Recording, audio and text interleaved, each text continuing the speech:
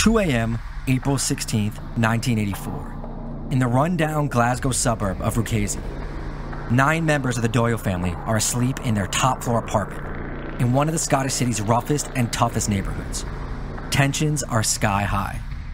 18-year-old Andrew Doyle, known by the unfortunate nickname Fat Boy, has only been in his new job driving ice cream vans around town for a few months. But in 1980s Glasgow, ice cream vans aren't just selling Choco Tacos and Bomb Pops, both of which rule, and Andrew's been threatened, beaten, and shot at for refusing the overtures of some of the city's most violent men. Just a few weeks before, a masked attacker had fired a shotgun through the windshield of Andrew's van, but he escaped and carried on with his route, just selling toasted almonds and strawberry shortcakes like it was normal. Tonight, though, will be tragically different. 2 men pour gas all over the Doyle's front door and light it on fire. The whole building goes up in flames, and poisonous black smoke fills the halls and other apartments. Firefighters rush to the inferno, but for 6 of the Doyles, it's too late. Andrew's father, James, brothers Daniel and Anthony, his sister, Christine, and her 18-month-old son, Mark, all die. Andrew stumbles out onto the street, dazed, and makes it to an ambulance. But the smoke kills him hours later. A survivor will later say that the Doyle family's screams seemed to go on for hours, adding, "It was a living hell." The bloodshed horrifies Glasgow and Britain. Despite the city's fearsome track record for organized crime, this is its worst ever mass killing. The Doyle Massacre is the awful conclusion to the so-called ice cream wars that gripped Glasgow's poorest projects for over a decade. The public wants the perpetrators, and the police, who everyone either hates for not being able to stop it or for possibly being in on the take, have their backs against the wall. But what they'll do in the coming weeks will make things far worse, heaping shame on an episode ranking as one of the worst in Scottish criminal history. This is the Underworld Podcast.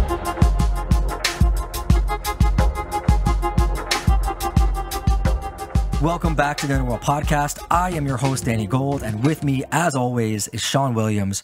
We are 2 journalists that have reported all over, and now here on this podcast, we tell you stories about organized crime from all over the world. So, special note, this is actually a Sean episode. Like, he did all the writing and research and all that, but he let me do the intro because I just had an appearance on the Jordan Harbinger show, which you guys should go listen to. It's a massive podcast, and we didn't want new fans coming over to be confused by, a British accent and just bad jokes about cricket and all that. But Sean, you'll be taking over from here. And I kind of thought Glasgow Ice Cream War is like, okay, this will be a nice, pleasant one after the horrific stories you told last week about the rascal gangs that kind of shocked people.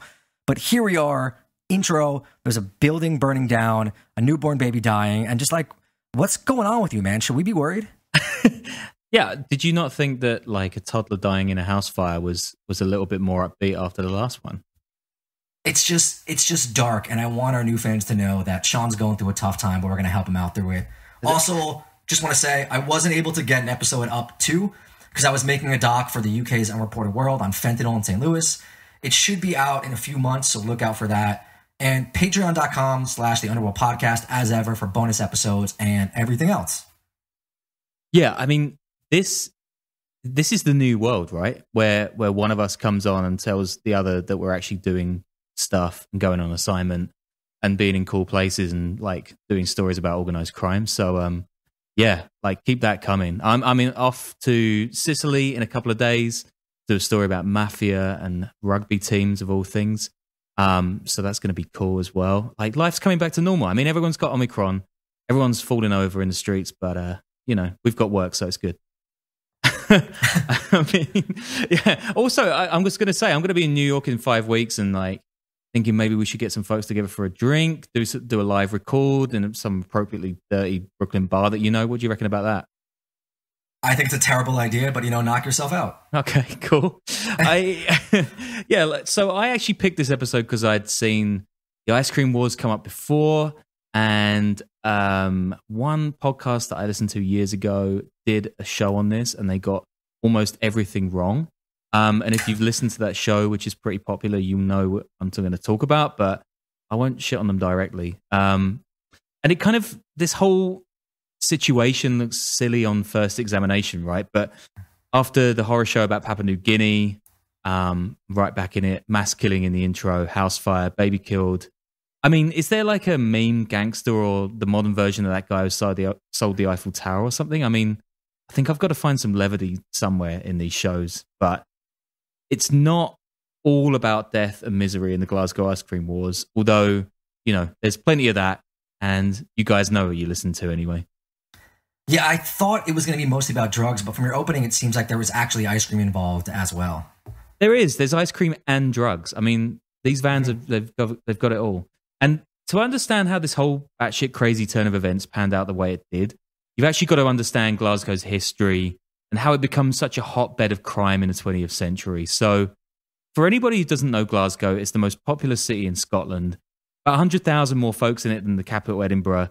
And while Edinburgh is known for its castles and the comedy festival and fancy restaurants, Glasgow isn't.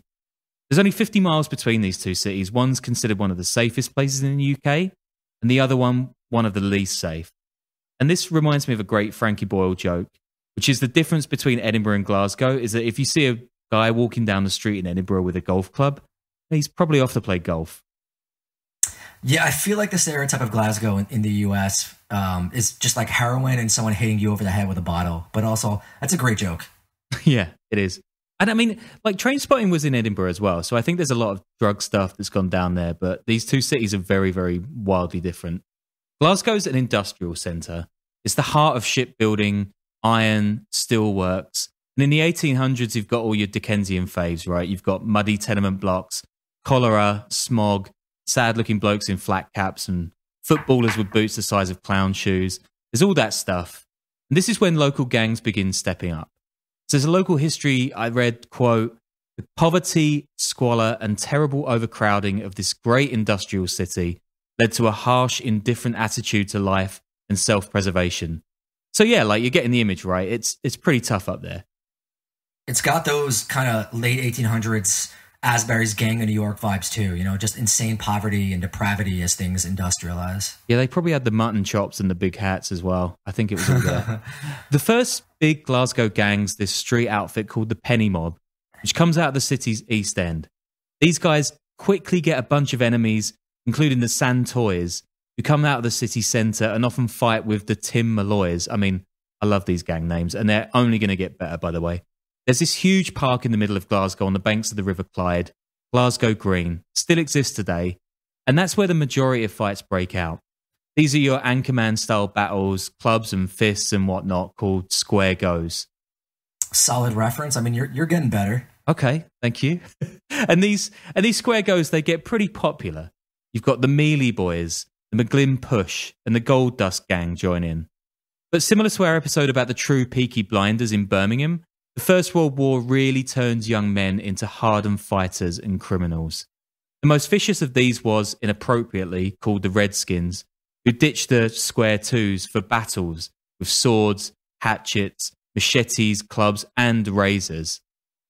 I want to make like a Glasgow football team joke, but I don't think most people will get it. Oh, we'll get to the football. I mean, they fight... Go on. No, I was going to say, because the Washington Redskins changed... Anyway, whatever, man. Keep going. Sorry. I mean, the football, it might be a little bit more PC in Glasgow these days, but I don't know, it's pretty bad. They fight gangs these days. We're missing each other here, but it's fine. Keep okay. moving. Yeah. These guys, they fight gangs including the Colton Black Hand, the Bloodhound Flying Corps, the High Highs, the Kelly Boys from Govan, and the Baltic Fleet. I mean, these are just like grade A gang names. This is when Glasgow's reputation for violence really soars. And it's when gangs start using razors to inflict the so-called Glasgow smile on enemies. That is, when you cut either side of someone's mouth so it gapes open, just like Jack Nicholson's Joker. I always thought it was a Chelsea smile, actually, but I grew up south of the border, so. Here's Scottish writer Robbie Morrison describing post-First World War Glasgow. Quote, "Glasgow in the 1930s was, as the infamous saying goes, no mean city. Shipbuilding and heavy engineering, industries that made it the second city of the empire, had fallen into steep decline after the Great War, only to be further ravaged by the Great Depression, causing mass unemployment. In those days, great was often an adjective to be avoided." And Morrison goes on, quote, "Glasgow was the most congested and overcrowded metropolis in Britain, largely to an influx of immigrants, including Irish, Italians, Russians, Jews, Lithuanians that led to the Gorbals district being named the League of Nations. The majority of the population was housed in 4-story tenements, entire families crammed into 1 or 2 rooms with little dignity or sanitation. Alcohol abuse, division, sectarianism, and violence were rife. People survived through camaraderie, community spirit, and that sense of humour that was, and is to this day, particularly Glaswegian. Football, as I mentioned before, is like a massive part of all this, and it's still perhaps the biggest part of Glasgow's identity today. Its 2 teams, Rangers and Celtic, are by far the best side in Scottish history, and their derby match, the Old Firm, is one of the craziest in the world. It's a stand-in for sectarian violence, with Celtic the Catholic and Rangers the Protestant clubs. Each game gets around 50 to 60,000 fans, and apparently violent attacks increase 9-fold on match days. Cops have actually recently called for the game to be banned, even in the modern era, as it gets so violent. As recent as last May, a guy was macheted to death after a row about Celtic and Rangers. You Europeans, man, so uncivilized. Just exporting that to the world. And there's still loads of sectarian bullshit happens at the Old Firm today. And as you can imagine, in the 20s and 30s, when the IRA is founded, for example, and stuff across the Irish Sea is getting pretty brutal, this was pretty insane on the terraces back then. In fact, there's a time when Glasgow is known as the, quote, murder capital of Western Europe. What are the terraces? Okay, bleachers. Ah, okay. Yeah. It's at this time that a gang called the Billy Boys rises to become the biggest gang in Glasgow. It's a Protestant outfit named for William of Orange, the Dutch king who seized the Catholic thrones of King James II in the 17th century, and who's still the patron of anti-Catholic Orangemen. They're the ultra-unionist in Ireland, complete wankers. The Billy Boys are founded by a promising young footballer also called Billy, who loses the chance to play when he's beaten badly with steel toe caps and hammers in a fight with rival fans in the 20s.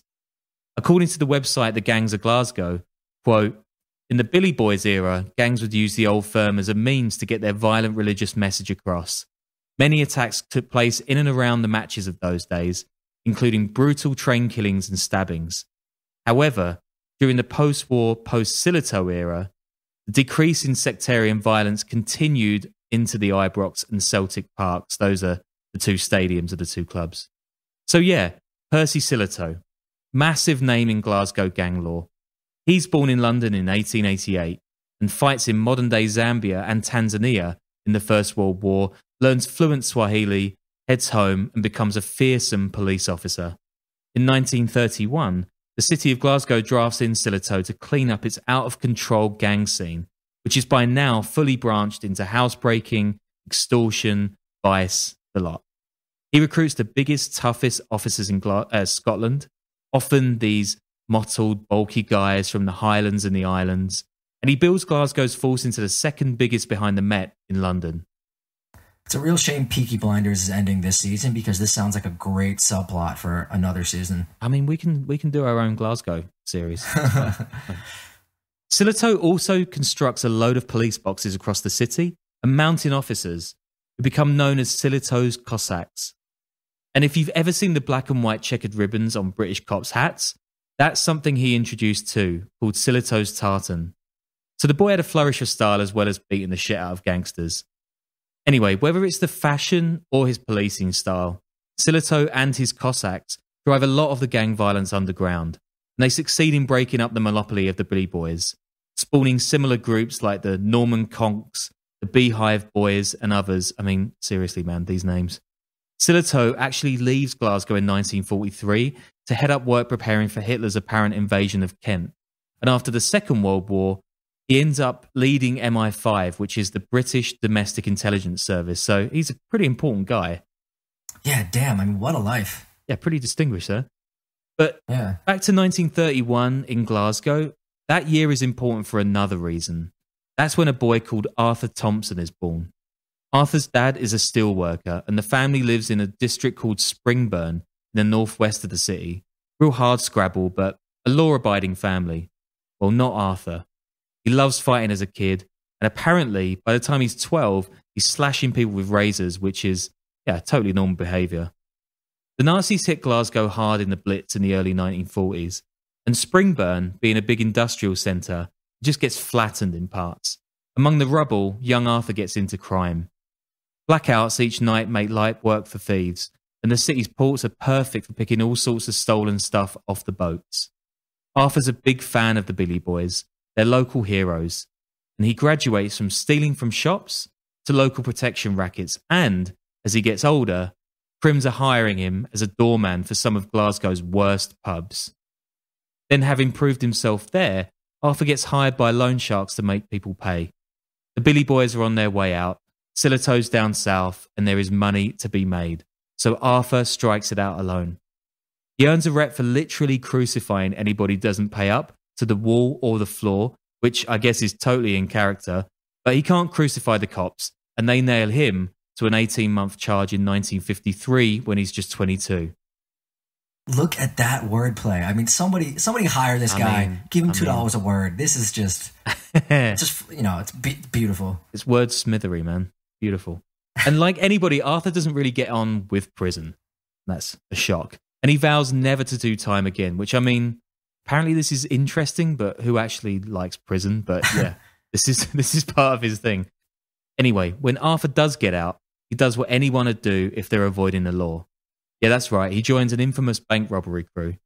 Now, this is the gang of Bobby Campbell, a well-known armed felon who pioneers the use of roadblocks and fake construction workers to rob massive amounts of stuff in post-war Britain. Bobby is the blueprint for London gangsters who take his dress up a stage further and start wearing coppers' outfits for scores. Arthur joins Bobby's lot, gets back into the lending and head cracking, and he also helps enforce a budding brothel game, beating up a load of Chinese migrants who are trying to set up rival knocking shops across Glasgow. Arthur's getting a pretty big street rep by this point, and he heads down south to London to see if he can work something out with the Cray twins, who are probably the most infamous gangsters of the era.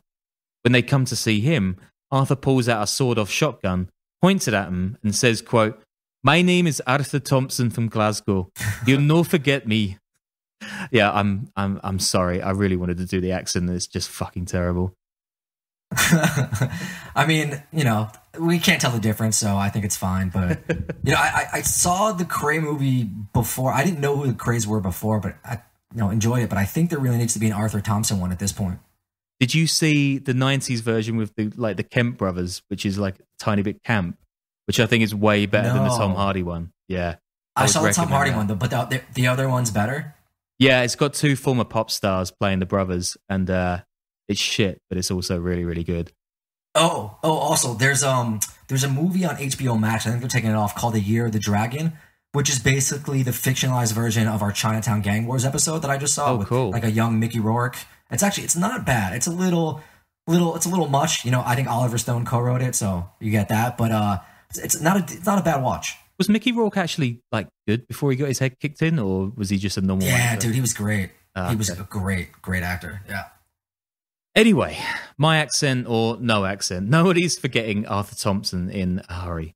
He gets into a vendetta with a rival gang family, the Welshes, which ends up with Arthur's mother-in-law getting blown up, and Arthur running two of the Welshes off the road in their van to their deaths.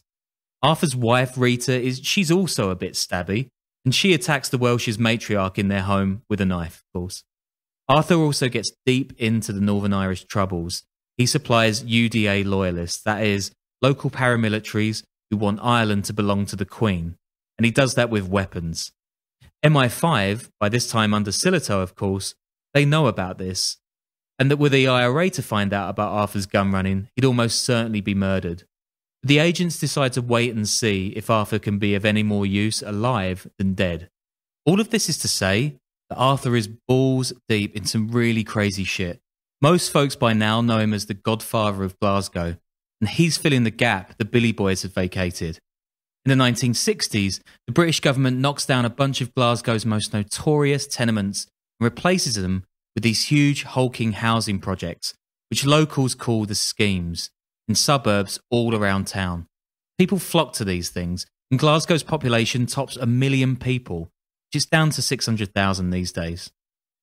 There are so many elements of this story that remind me of American Rust Belt cities. Maybe just because, I have St. Louis on the brain from just working there, and there's so many similar things about, poorly thought out housing programs Yeah. and jobs disappearing and drugs and crime and all that. But yeah, it's just interesting. Yeah, you see similar stuff in like Liverpool and Manchester and Sheffield as well. It was happening all over the north. It's almost as if the government in London doesn't give a shit about anything other than London. But anyway, the schemes, they're not thought through. And planning begins and ends with the apartment blocks themselves. There's no public transport, no shops, nothing. Occupants have to travel miles into town to buy the most basic of goods. It's a total mess. And to pile on the pain, there's tons of unemployment, the factories are closing, and desperate people are increasingly getting hooked on drugs. They're just isolated in these districts. Just genius brain stuff by the politicians as usual. So yeah, something similar happened in St. Louis. They built these like new housing developments called it was called Pruitt Igo or Ego. I might be mispronouncing it. There's a really good documentary on it. And they really didn't think of anything else or have any other support stuff. So within 10 years or 5 years of them existing, they were just, horrible places to live, drugs, gangs, violence. And they actually ended up tearing them down after like 15 or 20 years. Jesus. Yeah, I guess this is like a good example of how corruption right at the top just filters down and causes absolute mayhem for people living in these places. I don't even know if the St. Louis thing was corruption. It was more just like, the best intentions, but just like not well thought out and made the situation worse. Okay. Yeah, I mean, it's definitely more, similar to this. I think more incompetence than corruption. Cool. I mean, that's that's nice. I mean, in 1968, Glasgow's gang violence has gotten so bad that Frankie Vaughan, who's a singer and a massive star at the time, just starred alongside Marilyn Monroe. He visits Easter House, which is one of the most troubled areas, to broker a peace deal between rival street outfits, which, I mean, is pretty strange, right? But not as strange as what's going to happen next. So, do you have ice cream vans in the States, first off? Yeah. I mean, of course we do. We have trucks. And not only that, but the ones in like New York are Mr. Softy, so you can get like soft serve with like toppings in the trucks. Okay, so your soft serve is your 99, your Mr. Whippy. So yeah, okay, you do. Oh, so, you guys have that too? I thought that was like a revolutionary US thing. Oh yeah. I think everything in the world is, but this was somehow in Glasgow before that. So anyway, in the UK, Scotland and Glasgow, these things are really popular, right? And for years they've been run by migrant families, many from Italy. There's actually over 100,000 people of Italian descent in Scotland, which is quite a lot when it's like around 5 million people. Some people are just suckers for good weather and food, so big up the Italian Scots. Most established of these Italo-Scottish ice cream hefes are the Marchetti brothers. They've been selling not just ice cream, but sweets and cigarettes before the schemes even popped up. But when the schemes do, the ice cream vans become lifelines to the people living in them. And they start selling food, household goods, a lot. And these guys are making bank. You could hit like several £100s a week running these things, which might not sound a lot, but in the schemes, this is a pretty penny. It sounds like mobile bodegas, basically. That's exactly what it is, yeah. By the 1970s, organised crime is getting in on the vans, and they're selling heroin, knives, guns, and stolen goods. I mean, it's just like so obviously bad. And I guess you could order an ice cream or a chocolate bar while you're at it, but yeah, it's mostly the heroin and the guns. That makes more sense than just running Choco Tacos, you know? Okay, I mean, is a Choco Taco like just a chocolate taco, or is it something incredible? Yeah, but with it's like one of the best ice creams. It's got like a waffle cone situation, and there's like ice cream in it. So yeah, that does sound. Yeah, good. I mean, yeah, it shouldn't be that hard to understand. I should probably explain it better. It doesn't sound as good in my accent for sure. And throughout this time when these ice cream vans are just like getting pretty crazy, the police, they're absolutely useless. Some say they're in on the scams themselves. And the local Serious Crime Squad, which is kind of a ridiculous name for a division rather than the totally okay and nothing crime squad, it gets renamed the Serious Chime Squad after the jingles coming out of the vans. You see what they did there? Is that actually better or worse than one of mine? It's kind of the same, to be honest with you. Oh, Jesus Christ. As you can imagine, these van routes become hot property, and fights often break out between drivers and rival companies. Some of the shithousery might include simple double stopping, that is, just rocking up next to someone and selling, or leapfrogging to get better spots. But it's often far worse. According to a mental floss piece, quote, one driver might attack another's truck with bricks or pieces of wood, hoping to demolish their mobile storefront. If you were a driver, you kept knives or axes within arm's reach, ready to defend your business. Sometimes trucks were targeted by low-level hooligans who just wanted to make a quick score. I mean, axes, really? These attacks are called frighteners, by the way. And that's when young kids are getting paid mostly in beer and cigarettes just to smash things up. But there are some big guys at the top orchestrating all of this. Arthur is sent to prison again in 1968 for a warehouse robbery, and MI5 offer him a deal. Either cooperate or face life behind bars, and the fury of the IRA, of course. Or even the loyalists, who'd probably rather kill him to keep him shut up. Arthur decides to cooperate, of course, and cops give him 4 years for the warehouse rap. And that allows him to continue running his illicit business, like explicitly so. Which, I mean, I'm not a cop, but I'm pretty sure that is not great policing. When Arthur gets out 2 years later, because Britain, he gets into drugs. But he's getting into middle age, and by the 1980s, his son Arthur Jr. is running the show. Now, confusingly, Jr. is known as Fat Boy too, and he's nothing like his old man. He's brash, flashy, he loves driving fast cars, and he hates keeping his head below the parapet. Cops are always picking him up, and he's a bit of a bloody embarrassment. Second generation gangsters, man. You know, at least little Carmine knew to move to Miami and eventually keep his head down. This is not what Arthur Jr. does. So, around the same time as Arthur Jr. is spunking away his dad's empire, another crook called Tam McGraw is on the rise. He's a drug dealer who's come through the ranks of the Balkan team. Did I say that right? Balkan. These names are crazy. A gang fond of armed robberies of off-licenses and mail vans. In 1978, Tam's tried and acquitted the attempted murder of a police officer, so he's a pretty hardened crim. And it's weird. McGraw is pretty out there. He's not unknown to the cops, but he lives a charmed life, and he goes more than 20 years without a conviction. Word goes around that McGraw's a police snitch, and he earns the nickname the licensee. According to Glasgow Live, quote, McGraw's moniker was given to him either because he owned the Caravel bar in Ballanark, or because it was claimed of the freedom he was given by Strathclyde police in exchange for informing on his underworld pals. Take your pick. McGraw makes his first big windfalls, cutting into Arthur Thompson Sr.'s crumbling empire that's been run by his son, and floods Glasgow with heroin and cannabis, laundering cash through his private taxi firm, Mac Cabs. Another bit from this Glasgow Live piece, quote, as the saying goes, the Dugs in the street knew he was doing it. Dugs is dogs, I think. But Strathclyde's finest either didn't know or couldn't nail him. By 1984, there's a changing of the guard in Glasgow's underworld. Arthur Thompson, that's the city's godfather, of course, he's on the wane. He's living out his days on a Glasgow estate he calls the Ponderosa. His son, I mean, these names are just crazy. His son's squandering the family empire.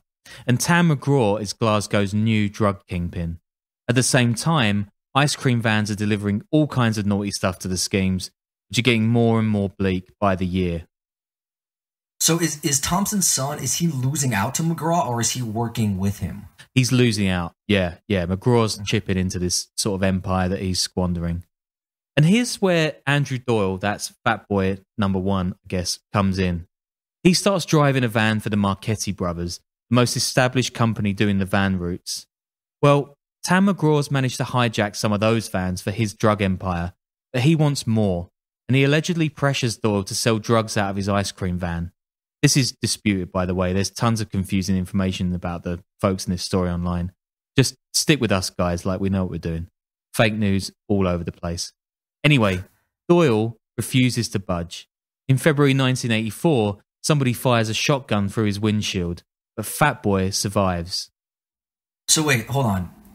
Fat Boy is like an 18-year-old kid who stands up to these guys? And also, is he just selling ice cream at this point, or is he also hustling other stuff? So there's two versions of this story, right? So one version is that he's selling drugs for a rival gangster.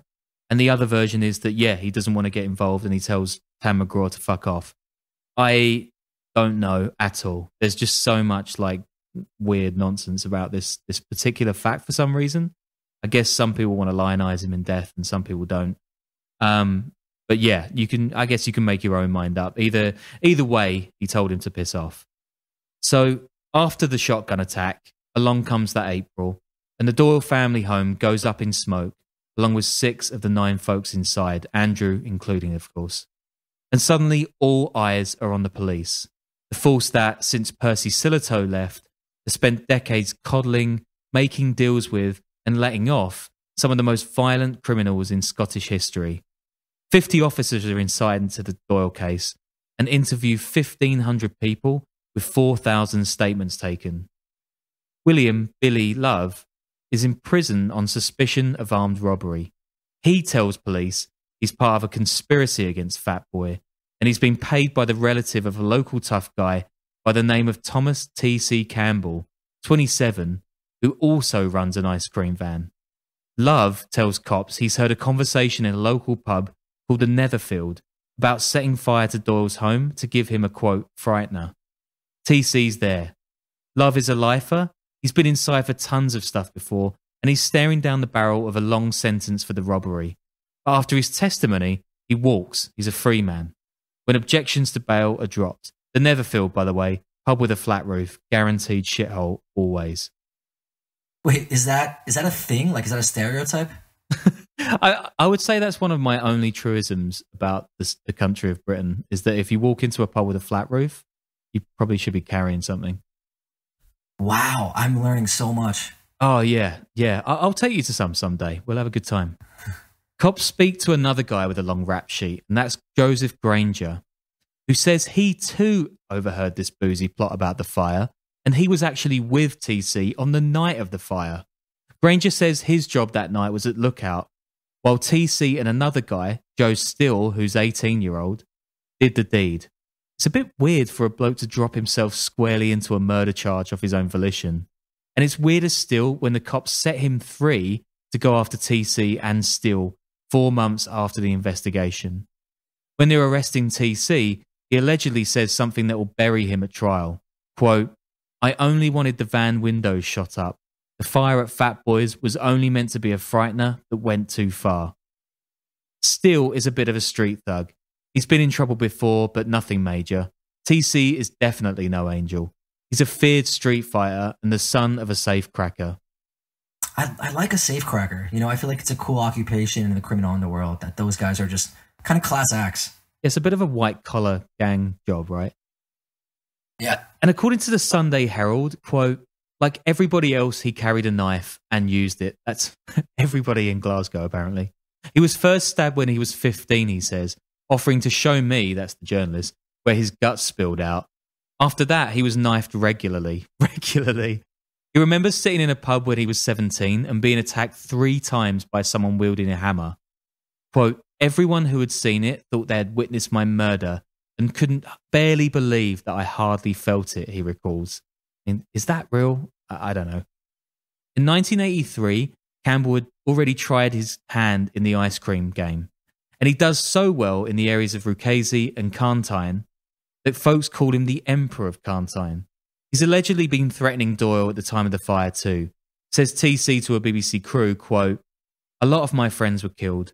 I was near to death on a few occasions myself.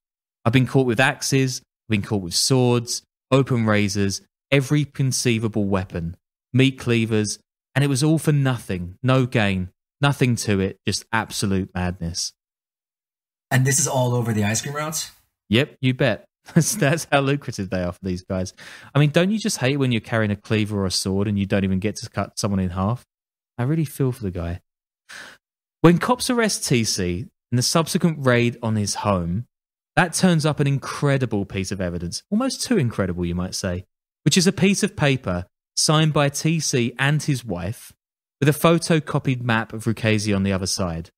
On this map, marked with an X, the Doyle home. I mean, what a lucky find, especially given TC's has months to get rid of any evidence. I'm confused about pretty much everything, but I'm just going to let you keep going. Yeah, I mean, it is confusing because it's so bumbling. And then cops grab Joe Still, who, like TC, according to these underworld informants, Love and Granger that I mentioned before, has supposedly let slip of the plot to start the Doyle fire in this pub, the Netherfield. And en route to the police station, Steele apparently offers a fat slice of incriminating evidence when he says, quote, "I'm no the one who lit the match." Even more amazingly, it's not the other officers that take down this half confession, but the guy driving the car, which is an uncanny bit of multitasking, you might say. Even more uncanny, perhaps, is that when it comes to taking other officers' accounts of Steele's comments, each one writes the exact same 8-word phrase, complete with Steele's dialectical flair. What a watertight case these cops are building. As a lawyer tells a later Channel 4 doco, quote, "There was a bit of a smell around." TC and Steele's trial starts a few months later, but it doesn't go to plan. Granger, the self-confessed arsonist lookout, recants everything on the sand. He said he made it all up under duress. Quote, "I swear on my mother's life, I had fuck all to do with that fire." Whoops. Fuck all. I mean, we can have a Scott off. That might be losing it. I just imagine everyone sounds like Conor McGregor, even though he's Irish, you know? Yeah. Also, like, while we're on that subject, what the hell is Scots Irish? Is that just an American thing? They're two separate countries. I got nothing. Silence from the American. So the prosecution now rests on Billy Love. That's that crook who'd spilled the beans about this alleged pub plot to set the Doyle home ablaze. He's got a name like a guy who plays smooth 90s R&B in late night radio. Oh, yeah, he does actually. And I mean, he probably talks just as much shit. The judge tells the jury explicitly that Love is a liar, a convicted criminal. And if he's telling porkies about all this, then he's punked the entire judiciary system. So even he's letting the police off at this point, the judge. The jury deliberates for a couple of days, then returns. Guilty. Both of them. The court sentences both men to life in prison. Quote, "I came out and I remember speaking to my junior advisor," one lawyer says. "And I think the reaction at that time was, how the hell did that happen?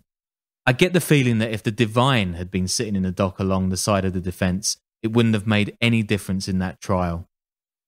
It comes out soon after that the weekend Love claims to have heard men plotting the Doyle fire. That's exactly the same weekend as the armed robbery he's accused of. Love's given cops a ton of alibis for that weekend before to make sure he's not at the scene of that crime. Not one of those mentions the Netherfield pub, none mention TC or any of the other conspiracies. So I'm like a little lost here. What's happening? Basically, these guys are being framed and the trial's just like a mess. Is that essentially Yeah, it? I mean, you've got these two witnesses that everything's hanging on, right? They've both given really dodgy statements. Granger's actually gone so far as to like perjure himself and say that it was all made up. Love has kind of carried through, but it doesn't even make sense. And then they've got these bits of evidence that include a literally X marks the spot treasure map, which is completely bonkers. And also these statements that cops took, which word for word, like letter for letter, are exactly the same across every single officer's statement. So yeah, like that lawyer says, it stinks. And remember the attack on Fat Boy with the shotgun just weeks before his death? Several years later, a Channel 4 doco crew speaks to Agnes Carlton, that's Billy Love's sister, who says he brought the gun into the house that evening and told her he was going to use it in a frightener on the Doyle ice cream van. Also, very slightly suspicious, Love's been found guilty of perverting the course of justice, i.e. telling fibs, no fewer than 3 times before. Oh, and he says he lied to the police about the pub, the conspiracy, everything. Love's cellmate also says Billy was offered a deal to get bail for the armed robbery charge if he snitched on TC and Steele. For the convicted men, TC and Steele, it's only a saga that's just beginning. What's more, several key leads to find the killers are never followed up on. For one, on the night of the fire itself, a woman working at a gas station says that men approached her and asked to buy gas in a can. She refused to sell it. As the fire raged, another witness saw a car speeding away from the scene, then crash before its occupants get out and flee on foot. There's an empty gas can on the seat. Nobody looks like TC or steal in either of these scenarios. But for now, let's head back to the movers and shakers on the outside. So it's the mid-80s. Arthur Thompson Jr. is running his father's drug operation, badly by all accounts, and the beleaguered police decide on another genius brain move. They'll employ Tam McGraw, the licensee, to keep tabs on Arthur Jr. In return, he'll be given all the heroin confiscated in the aftermath. I mean, what? And then Tam incredibly does the dirty on the police, wow, goes to Arthur Jr. and offers him a shitload of heroin for free. Arthur Jr., being the switched-on business legend he is, doesn't think there's anything fishy about that, takes the deal, and gets his stuff straight out there. Wait, why would he... I mean, is he doing it to set him up? Like, why would he just give him that heroin for free? Yeah, I mean, is it not ringing alarm bells in Arthur Jr.'s head that some guy's like, I'll give you heroin for nothing. That's it. Only this heroin, right, it's way purer than anything else that's been on the market. And loads of people die from overdoses across Glasgow. So that's just another great notch in Strathclyde Police's bedpost. You've got heroin dealers getting heroin to snitch on other heroin dealers, keeping high-grade heroin on the streets to such an extent that it's not just getting people hooked on heroin, it's killing them. Strathclyde's police motto, by the way, keeping people safe. The cops arrest Arthur Jr. and they sentence him to 10 years behind bars for these deals. Arthur Sr. realises that Tam's got something to do with this, but his power's not what it was, and he asks Tam to help him get his son out of prison. But Tam pulls yet another switcheroo on the Thompsons. He tells Arthur Sr. that Paul Ferris, one of the Thompsons' most trusted enforcers, has ratted his son out to the authorities. I mean, Tam's just running rings around him at this point. Now, I'm actually speaking to Paul Ferris about coming on this show for a bonus, and it will be great to hear his side of all this. But he's no altar boy either. Or actually, perhaps given all the Glaswegian religious violence, maybe he's the perfect altar boy. But anyway, Ferris, that is, has got into the Thompson crew initially by sharing their hatred of the Welshes. Ferris had actually scalped one Welsh and slashed the throat of another. Dude, make friends with this guy and let's send him to some certain people who aren't keeping up their payments to us. Oh, this is a great idea. I'm actually going to do it the second we do this record. Then in 1984, Ferris gets a break in the organisation when Arthur Jr., again, the genius-brained fat boy drug kingpin, he gets ripped off in a deal to the tune of £200,000 when he's given what he thinks is drugs, but later finds out this is the most Glasgow drug deal of all time, is a brick wrapped in newspaper and an iron brew, which is also the national dish of Scotland. But anyway, the Thompsons are mad, and they dispatch Ferris to do his thing, and he stabs a guy, and then the Thompsons send Ferris off to the Isle of Bute, which is this holiday place full of medieval castles and the like. But then cops raid Ferris's home while he's there, and they find a bunch of drugs, and it turns out the Arthurs, Senior and Junior, have actually given their boy Ferris up, and he gets an 18-month term. So, are you following? Not really, but, sounds good. Everyone's fucking everyone over, basically. Arthur Sr. is dropping down the pecking order. His son is a total moron. He's currently in jail for dealing heroin given to him by Tam. Paul Ferris is behind bars because he's been turned over by the Thompsons. And Tam, that's Tam McGraw, he's just sitting pretty above all of it, with a license to do whatever he wants by the actual police who've just sent down TC and Joe Steele for 6 Doyle murders they almost certainly did not commit. I mean, the Brits really do this kind of stuff well. Wait, so do we know who actually killed the Doyles, or is that like your big ending that you're gonna do? There's some stuff. Yeah, I'll get to it. The ice cream van wars, they continue after the Doyle fire. In 1986, 2 young men, they rob an ice cream vendor at gunpoint. In 1989, an 18-year-old is shot in the shoulder while dishing out soft serve, and he's permanently disabled. The 23-year-old who shoots him is so racked with guilt that he dies by suicide. Towards the end of the 1980s, Glasgow's schemes of finally getting the transport connections and shops they so badly need. So the ice cream vans switch back to selling actual ice cream. I mean, maybe the odd block or baggy, but mostly ice cream. And the turf wars that came with them, they die down. But the drug market in the city is massive. There's a full-blown heroin disaster underway, and the war for control of that is heating up. In the late 80s, Arthur Thompson Sr. survives 2 assassination attempts. One time he's shot in the groin, but he refuses to say anything to cops and claims it was a stray drill bit. The second time he's run down outside the Ponderosa, but again, no statement. Arthur Thompson is old school. In prison, meanwhile, his son Fatboy, Arthur Jr., is making a kill list, and Paul Ferris, the former Thompson attack dog who's now got his own crew, is in on it. But in 1991, while on weekend leave, Fatboy is gunned down outside the Ponderosa himself. He's shot 3 times, once in the cheek, once in the ribcage, and once up the arse. Strathclyde police nab Ferris for the murder. While that's happening, Tam McGraw does Arthur Thompson Sr. solid.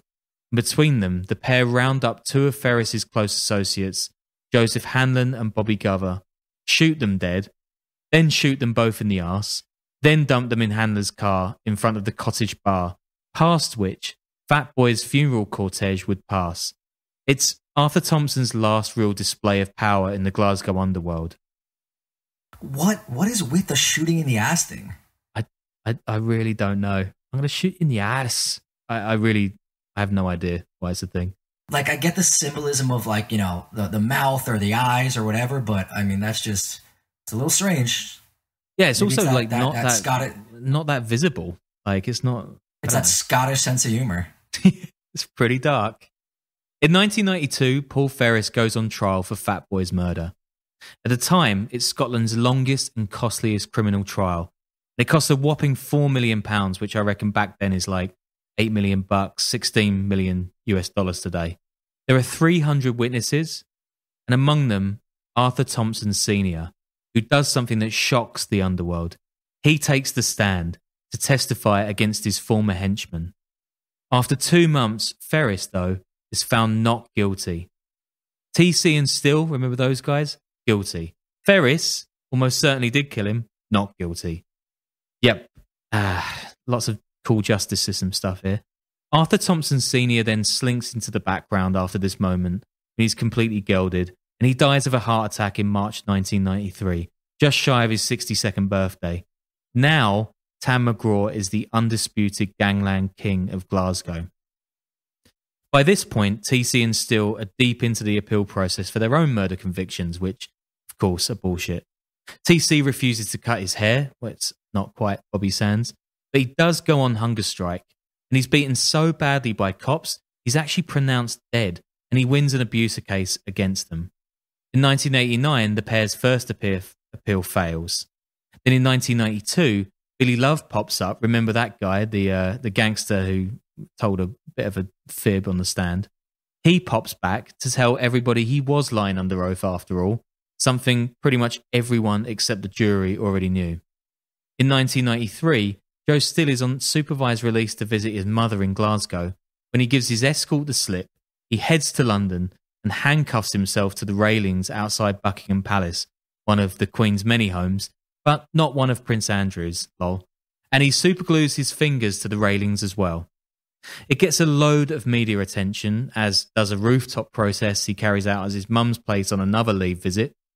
Still also pulls off a third protest, escaping through a wire fence with 4 other inmates. Quote, "If I had murdered the Doyles, I would have admitted it and done my time quietly and without any fuss to get an early release," he tells a journalist shortly before his Buckingham Palace escapade. "But to get parole, you must admit your guilt and show remorse. I cannot admit guilt or show remorse, something I didn't do." In 1997, TC and Still get a massive windfall when the Scottish Secretary of State grants them release pending an appeal because the prosecution had shielded the court from some of the evidence in the case, which I found out in Scotland, unlike the rest of the country, is incredibly actually not illegal. A year later, though, to massive media shock, the court upholds both men's convictions and they're sent back to prison. Quote, "The brutality of life in Scotland's hardest prisons, even years of solitary as punishment for repeatedly breaking out in protest at the wrongful conviction, wasn't enough to break me," Still says later, adding, quote, "Being sent back to prison in 1998 following the failure of my second appeal after more than a year living as a normal family man, that's what finally put me over the edge. And these two guys, they're not friends, far from it. Says Steele, quote, I believe TC knew more than I did about exactly who lit that fire and destroyed so many lives in the process. But we both come from a world where we live by a code of silence, no matter what. And he has gone to his grave with that. That's some solid, when keeping it real goes wrong sort of shit. Yeah, I mean, it's just crazy, right? I mean, this guy spent half his life in prison. Anyway, after all this toing and froing, in 1999, a review commission is convened about the Doyle killings, and evidence finally emerges that police colluded to fabricate evidence against TC and Steele. The following year, the men are released again pending appeal, and in 2004, that's 20 years after the fire, TC and Steele's convictions are quashed in Edinburgh. TC, at this time 47, tells the assembled crowds, quote, it's definitely about time. Everybody knows we're innocent. My daughter will have her daddy home for the first time in nearly 5 years. Freedom at this time of the year means even more so. Steele, who spent most of his adult life in prison, puts it simpler. This, he says, is the best day of my life. Joe Steele isn't quite finished there, though. Despite the Underworld omerta, he singles out Tam McGraw. He says it's Glasgow's drug lord who actually ordered the fire at the Doyle home in 1984. So, wait, he waits to get out of prison to do the thing that could have gotten him out of prison, but was against his code. Yes. And I had the same thought when I saw this. And I'm going to assume that he would have been killed if he'd said it, because Tam McGraw is the biggest gangster in Glasgow, but also he's still the biggest gangster in Glasgow when he gets out. So, I don't know. He didn't even do it for like a YouTube show where he could get subscribers like most mafia guys do now. Fuck, we've got to go to prison. That's where this is going. There's a bunch of spurious claims about the killers that's gone over the years.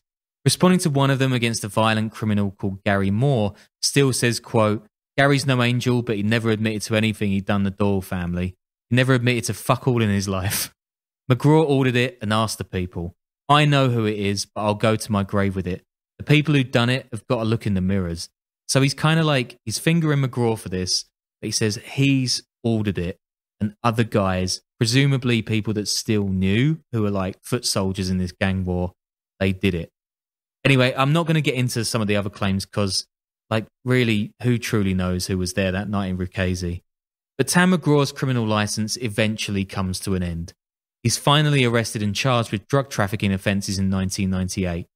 He's been sending underprivileged kids from the schemes on minibus holidays to Morocco and Spain. But the buses have hollowed out floors, in which cops find 220 pounds of cannabis on one of the trips. Okay, that's pretty hilarious. That is pretty funny. Incredibly, though, Tam slips the charges, and his brother-in-law, John Healy, gets hit with the full rap. Tam's days at the top are numbered, though, and throughout the early 2000s, his closest allies are picked off.